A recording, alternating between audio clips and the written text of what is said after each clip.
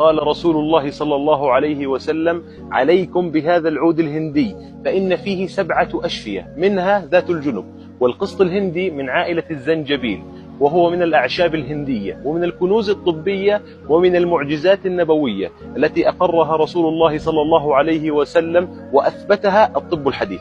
من أهم فوائد القسط: بيساعد القسط الهندي في علاج مشاكل الغدة الدرقية بسبب احتوائه على مضادات الأكسدة، ويعتبر مدر للبول، وبيساعد على التخلص من السوائل المحتبسة في الجسم والخصوص منها في البطن والأطراف السفلية، وبيمنع تكون الحصى. يساعد في تحسين الجهاز التنفسي حيث يعمل على توسيع القصبات الهوائية، وبينظف الرئة من رواسب التدخين، ويعتبر من أفضل الأعشاب لعلاج الربو والحساسية، ومفيد أيضا لالتهاب البلعوم والحلق.